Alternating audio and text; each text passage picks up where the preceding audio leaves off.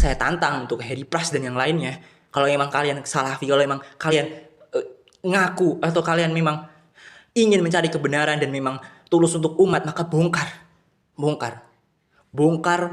salafi KW, salafi imitasi, dai salafi karbitan. Dan Ustadz Riyad Bajri itu salah satu, ya, saya bukan ngomong salah satunya, salah satu, tapi salah satu dai, salah satu ustadz yang kokoh, yang sabit menyuarakan kebenaran, Bismillahirrahmanirrahim. Celana pendek, so what? Kami mancing, so what? Kami ngerokok, so what? Wa malu. Itu hal yang kami yakini kehalalannya. Bela yang benar itu bukan bela menghalalkan rokok, Ustadz. Tapi apa? Kembali lagi ke hal yang disepakati para dokter. Termasuk khawarimul muru'ah sampai pahanya sengaja dinampakkan di hadapan banyak orang. Na'udzubillah. Orang seperti ini, aduh gimana ya, kasihan wibawanya itu jatuh sekali. Pengingkaran pun harus keras, harus tegas. Ini akan menjadi dalil bagi orang-orang yang awam, yang masih merokok, dan orang-orang yang ngaji, yang mereka masih berat untuk meninggalkan rokok. Maka saat dia menghalalkan rokok, yang memberikan contoh, kata tentu ini akan menjadi fitnah. Na'udzubillah min dzalik. Kalau Pak Bajri ini sehari-harinya mancing dan rokok. Aktivitasnya tukang rokok, teman-teman. Lebih berwibawa mana tukang silat sama tukang mancing atau tukang rokok? Sontoloyo bener. Ini adalah penyebab digorengnya video Ustadz Riyad. Sebelumnya, sekitar 2 minggu yang lalu, Ustadz Riyad mengupload video di channel El Gada yang membahas tentang terbaliknya perkara. Beliau menyebutkan salah satu contoh terbaliknya perkara adalah adanya oknum dai yang mengaku salafi tapi jualan agama malah disanjung-sanjung dan dipuji-puji, sedangkan beliau yang fokus berdakwah mengenai manhaj malah dituduh yang aneh-aneh. Di sana beliau, Ustadz Riyad, juga memention atau menyinggung lah ya mengenai contoh dari perbuatan jualan agama oleh oknum-oknum dai yang mengaku salafi tersebut. Di antaranya beliau menyebutkan ada oknum dai salafi yang KW ya, salafi KW yang memberikan atau membuat tarif dalam pengajiannya. Ya, jadi udah mirip, mohon maaf ya, udah mirip Gus Miftah gitu loh. Ada tarifnya dan itu tarifnya nggak murah loh.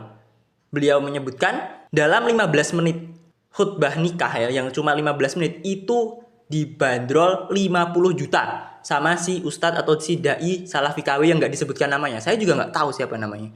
Nah, selain itu ternyata si dai salafi ngaku-ngaku alias salafi KW ini juga mematok harga 700.000 untuk konsultasi per jamnya. Jadi mau konsultasi nih, tanya jawab gitu kan, mau tanya-tanya tentang agama, itu bayar dulu 700.000 sejamnya gitu. Jadi jualan ini yang dibahas oleh dua hal yang dibahas oleh Ustadz Riyad di video tersebut.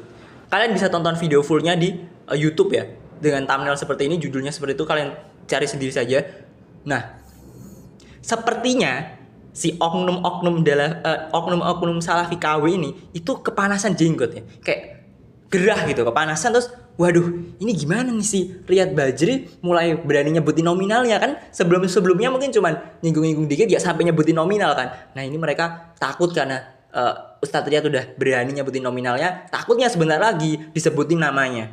Takutnya nanti jualan mereka ya kan, bisnis mereka yang berkedok agama ini itu nggak laku ya, itu udah nggak punya peminat lagi, kehilangan jamaah, akhirnya nggak ada yang konsultasi lagi, 700.000 nggak ada yang ngundang khutbah nikah lagi, 50 juta kan, gimana ya. Jadi mereka takut kehilangan bisnis itu, mereka takut kehilangan peluang cuan tersebut. Maka ketika Ustadz Riyad melakukan blunder beberapa hari yang lalu, langsung digoreng, langsung dipanas-panasin, langsung seolah-olah itu hal paling parah yang benar-benar rusak banget gitu, yang merusak agama, yang merusak umat seolah-olah gitu. Padahal itu urusan personal.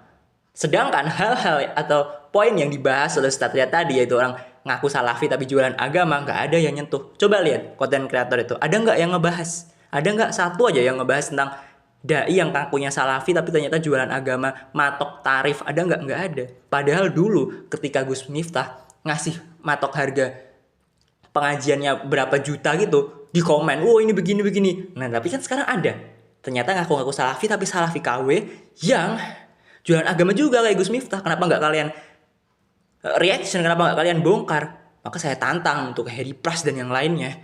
Kalau emang kalian salafi, kalau emang kalian ngaku atau kalian memang ingin mencari kebenaran dan memang tulus untuk umat, maka bongkar salafi KW, salafi imitasi, dai salafi karbitan prematur yang jualan agama. Karena ini jauh lebih penting untuk umat dan ini adalah perkara agama, perkara keumatan. Maka kalau memang ada salafi, jangan nyerang ini terus digoreng-goreng gitu. Tapi carilah atau bongkarlah dai salafi KW ini yang jualan agama. Mumpung belum terlanjur seperti mohon maaf Aswaja. Saya melihat polanya begitu. Ustadz Riyad ini seperti Kiai Imad yang ingin membongkar praktik-praktik bisnis kuburan ya kan, atau makam keramat. Dulu dihina, dulu dicaci maki loh Kiai Imad oleh orang-orang NU itu sendiri, dicaci maki. Kalau kita terlalu mudah menjustifikasi seseorang dai, ini banyak dilakukan oleh influencer ya, yang bahkan tidak dikenal di kalangan ahlus sunnati wal jamaah sebelumnya ya, artinya baru ngaji bahasa gamblangnya gitu, tapi sudah berani mengambil sikap gitu ya, menjustifikasi, menyalahkan, mentahzir beliau ya, seolah punya legitimasi dalam permasalahan ini ya, seperti Harry Pras. Padahal Harry Pras ini tidak dikenal di kalangan Ahlus Sunnati wal Jamaah sebelumnya ya. Ya saya buka YouTube-nya. Ternyata beliau nih, saya buka video-video terlama beliau ya. Baru 4-5 tahun yang lalu sangat terlihat bahwasanya memang beliau ini lahir sebagai orang yang sangat umum. Ya, saya lihat video pertama beliau itu masih ada video film kayak gitu ya, masih ada lagunya. Artinya beliau nih sangat-sangat baru gitu mengenal manhaj salaf ini. Tapi kok bisa seberani itu dalam menghujat ya, seorang dai, seorang ahli ilmu ya, tidak segan-segan itu mempertanyakan kesalafian seorang dai. Coba ya akhi, di mana tuh pada tahun 2019 ketika terjadi fitnah-fitnah politik pada saat itu, fitnah pemilu, remang-remang pemilu.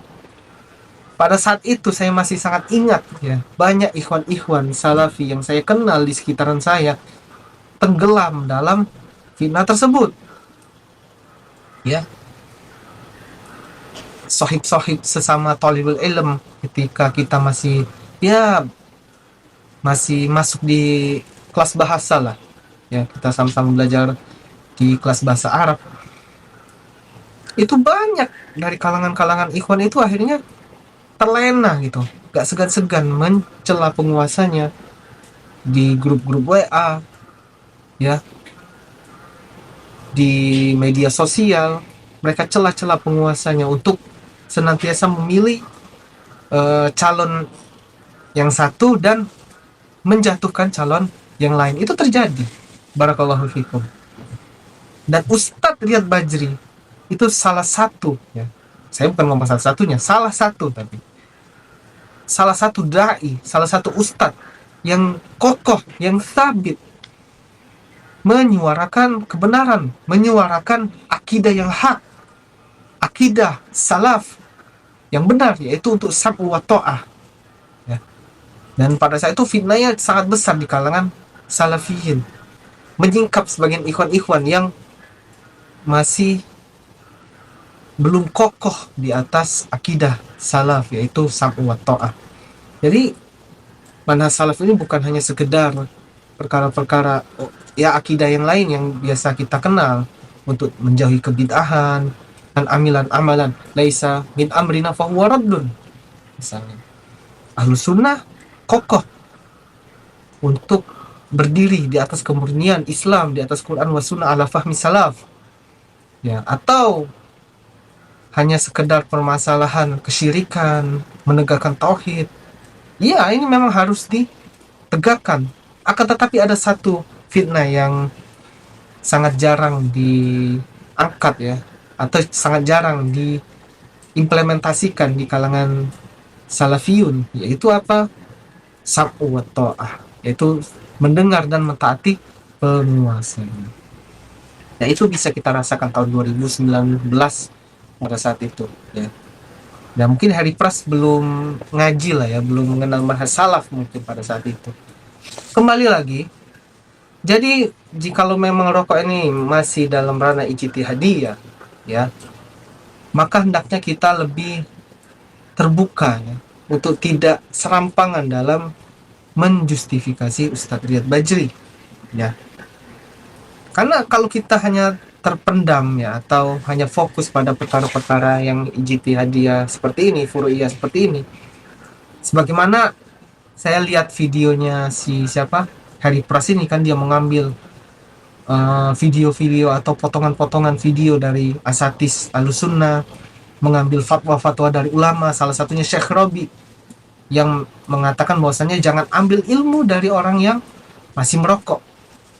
Ya, kita katakan Syekh Robi itu mengharamkan foto maupun video, walaupun itu dalam ranah dakwah. Dikatakan oleh Syekh Hafiz dalam kitab Ma'arijul Qabul ya, beliau ketika ditanya, ini dijelaskan dalam Ma'arijul Qabul ya, jadi beliau menukil fatwa dari Syekh Robi ya. Syekh Robi itu mengharamkan video ya. Dan beliau mengatakan video itu masuk dalam surah ya, menggambar jelas, kata Rasulullah, asyadun nasi azaban yaumil qiyamah musawwirun ya.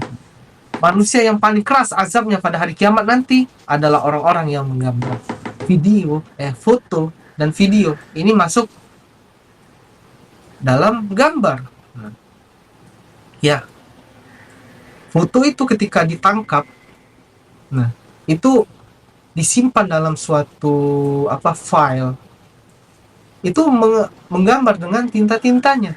Nah, itu masuk dalam menggambar, kata sebagian ulama salaf.